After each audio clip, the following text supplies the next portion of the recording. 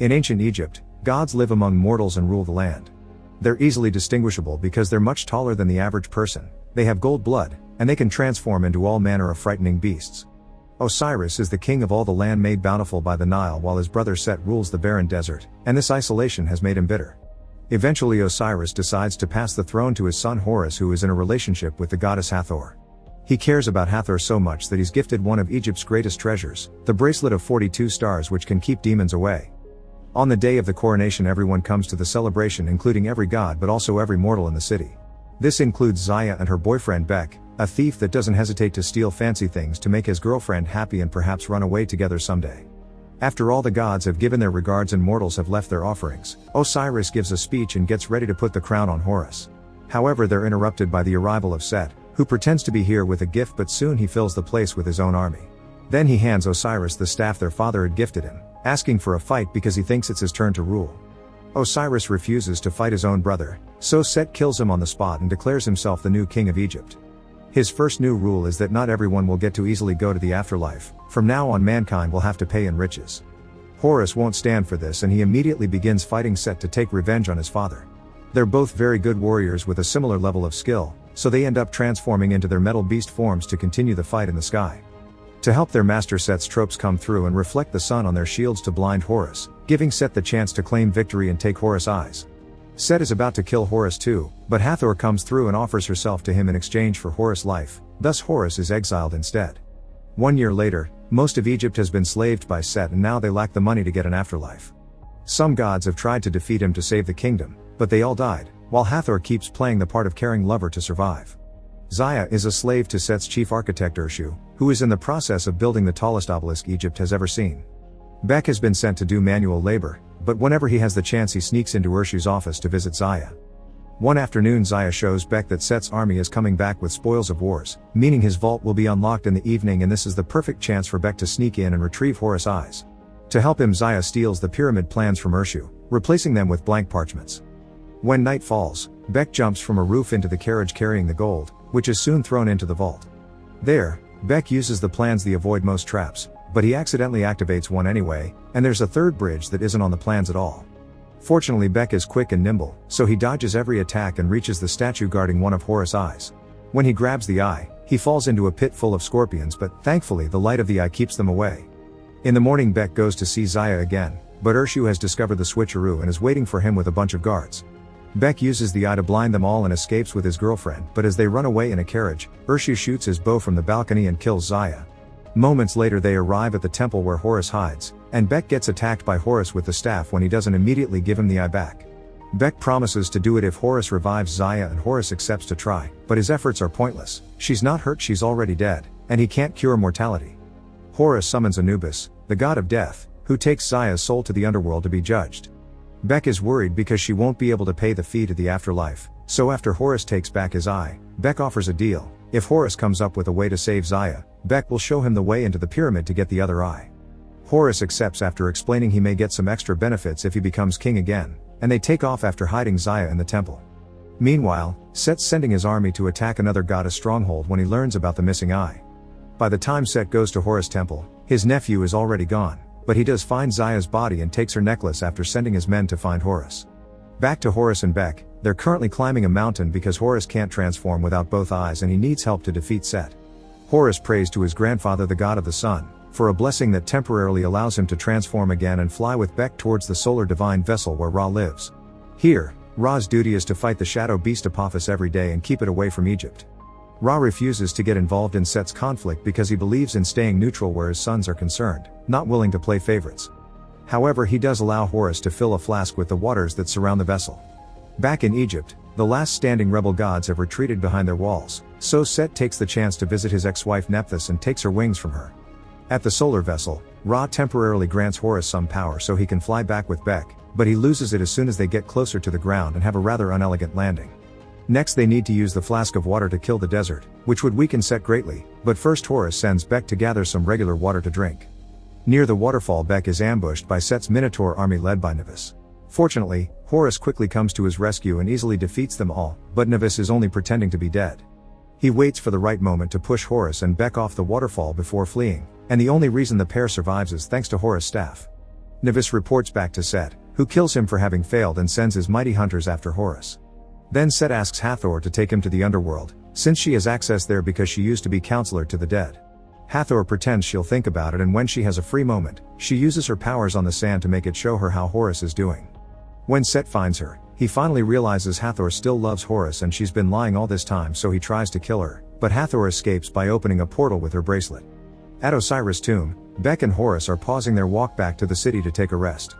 Suddenly, Set's hunters show up riding giant snakes, and it's dangerous for Horus to fight them because he can't stand their venom in his current state.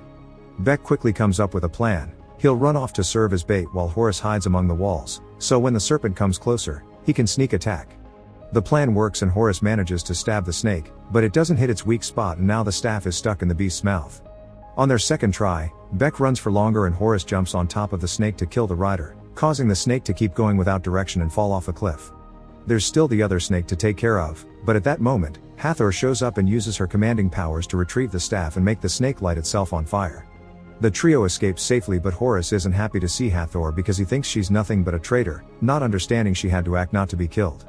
Bek explains they're planning to get the other eye because he's seen the pyramid plans, but Hathor informs them there's something they don't know about. A sphinx guards the pyramid and it will kill anyone that can't answer its riddle. Horus decides to ask the god of wisdom for help, and on their way there, he won't stop arguing with Hathor about her choices. Tired of being taken for granted, Hathor decides to chat with Bek instead and is shocked to hear about Horus' promise. It shouldn't be possible to bring Zaya back, but for now, Hathor doesn't comment on it.